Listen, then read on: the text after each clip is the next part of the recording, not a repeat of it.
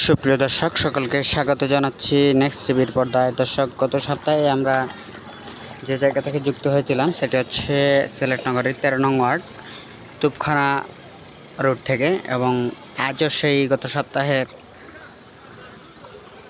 ধারাবাহিকতায় আমরা এই সপ্তাহে এসে যুক্ত হয়েছি আপনাদের সাথে নেক্সট টিভি থেকে।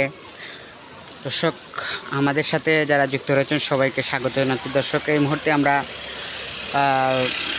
সিলেট সিটি কর্পোরেশন যে 13 নং ওয়ার্ড রয়েছে এবং 13 নং ওয়ার্ডের তুপখানা এলাকা থেকে যুক্ত হয়েছি আপনাদের সাথে, এবং একই সাথে দর্শক আমরা যে পরিস্থিতি বিরাজ করছে সিলেট নগরী সুরমার পানিতে আস্তে আস্তে বিলীন হচ্ছে।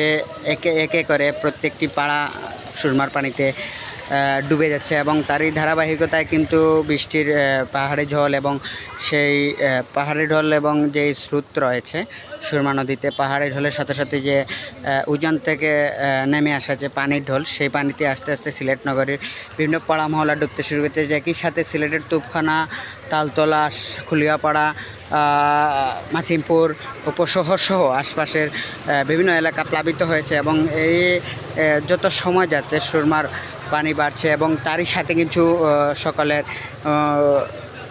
নগরবাসীর মনে অশান্তির সৃষ্টি হচ্ছে। এবং একই সাথে কিন্তু আমরা যেটি আপনাদেরকে দেখানোর চেষ্টা করছি যে সিলেট নগরীর যে 13 নং ওয়ার্ডের যে সুরমা পাড়ের যে রাস্তা, সেই রাস্তার সর্বশেষ চিত্র, এবং তারই পাশে রয়েছে সিলেটের যে কোতোয়ালি থানার পার্শ্ববর্তী যে সিলেটের বন বিভাগ সহ কোতোয়ালি থানার বিভিন্ন কোতোয়ালি থানা সহ আশপাশের এলাকা প্লাবিত হয়ে গেছে ইতিমধ্যে। এবং তারই সাথে কিন্তু আমাদের সামনে যে আপনারা দেখতে পাচ্ছেন সিলেট নগর 13 নং ওয়ার্ডের যে তুপখানা পূজা মণ্ডপের যে গলিটি রয়েছে, সেই গলিটিও কিন্তু প্লাবিত হয়েছে, এবং প্রতিটি ঘর এবং বাড়িতে পানি প্রবেশ করেছে। এবং একই সাথে কিন্তু যত সময় যাচ্ছে ততই কিন্তু নগরের জলাবদ্ধতা বাড়ছে, এবং সুরমা নদীরও কিন্তু পানি বিপদসীমার উপর প্রবাহিত। শুধু সুরমা নদী না, সুরমা সহ সিলেটের বেশ কিছু নদী বিপদসীমার উপর দিয়ে প্রবাহিত হচ্ছে, এবং তারই ধারাবাহিকতায় কিন্তু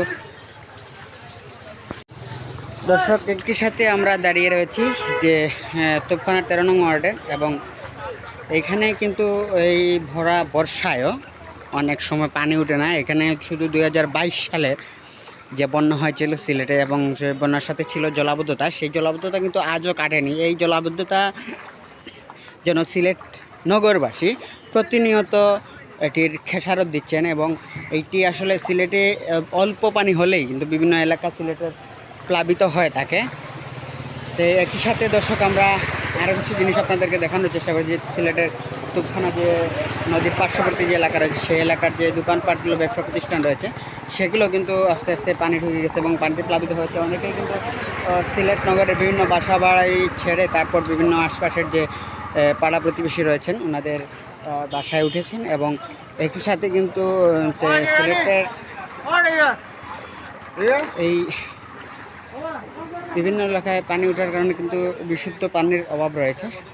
একই সাথে আসলে খাবারেরও কিছুটা সংকট দেখা দিয়েছে।